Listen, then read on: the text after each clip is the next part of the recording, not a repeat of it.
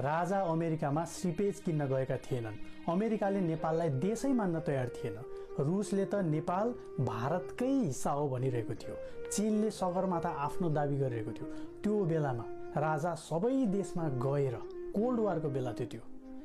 आफ्नो देश नेपाल पनि एउटा देश हो भनेर संयुक्त राष्ट्र सङ्घमा दर्ता गराउन सफल भएका थिए। राजाकै कारण नेपाल भन्ने देश दर्ता भएको कुरा त राजाका विरोधीले पनि स्वीकार गर्छन्। यदि देश नेपाल नभए भने के हुन्थ्यो र? भारतमा मिसिएको भए रेल चढ्न पाइन्थ्यो भन्ने किसिमको मदन राई टाइपको सोच छ भने त केही पनि भन्नु परेन। होइन भने भारतको दोस्रो दर्जाको नागरिक हुनु परेन। जसरी कश्मीरमा आगो बलिरहेको छ, जसरी मणिपुरमा चाहिँ विध्वंस भइरहेको छ, त्यो हामीले खेप्नु परेन भन्ने किसिमको गर्व लाग्छ भने राजा महेन्द्रले यतिको गुण चाहिँ हामी नेपालीलाई लगाएकै हुन्। यो कुरा विकट गाउँहरूमा झाडापखालाले मान्छे मर्थे एकदमै गाह्रो थियो भन्ने कुरा। तराईमा औलोले मान्छे मर्थ्यो। अमेरिकाबाट सहयोग ल्याएर त्यो औलो निवारण गरेर तराईमा बस्ती बसाएका पनि राजाले नै हुन्।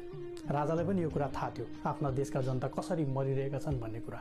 राजा महेन्द्रले चीनसँग बाटो खोल्दाखेरि भारत रिसाएको थियो। तपाईँहरू जसको हली भएर बस्नु भएको छ नि, ती सबै नेताहरू तात्तेका थिए महेन्द्रदेखि।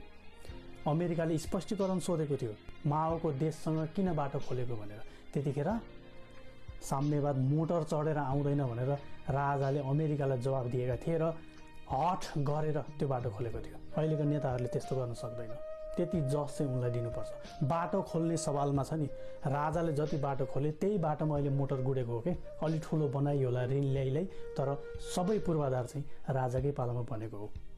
त्यतिखेर पहाडमा बाटो लान हुन्न भनेर राजाले भनेका थिएनन्। पहाडमा बाटो लानकै लागि उनले अमेरिकादेखि, चाइनादेखि, भारतदेखि विद्वानहरूलाई ल्याएका थिए। सबैले के सल्लाह दियो भने अहिले यो ठाउँमा बाटो बनाउनको लागि गाह्रो छ, बजेटले पनि पुग्दैन र उपकरणहरू चाहिन्छ नि त, ठुल्ठुलो रुख ढाल्ने। त्यस्तो किसिमको मिसिन त्यतिखेर विश्वमै बनेको थिएन। अनि नेपालले चाहिँ कहाँ लिएर आएर बनाउने त?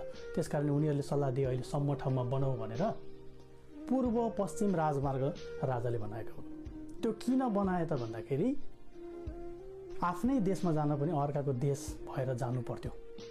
तराईमा औलो थियो, त्यो औलो निवारण गरेर तराईमा बस्ती बसाउने काम पनि राजाले गरेर सबै नेपालीहरू एक ठाउँमा ल्याउने काम गरे। पूर्व पश्चिम राजमार्ग त्यो हिसाबले बनायो। अहिले आवतीजीहरू त्यो बनाएको राजमार्ग अहिले नाप्नुहुन्छ, त्यो यताबाट घुमाउनु पर्थ्यो, उताबाट घुमाउनु पर्थ्यो भने आफूले बनाएको भए हुन्थ्यो नि त।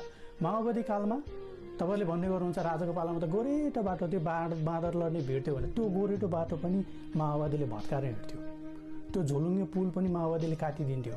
बाटो आयो भने आर्मी गाडी चढेर आउँछ भनेर भन्थे माओवादीहरू। पुल राख्यो भनेदेखि यो पुलमा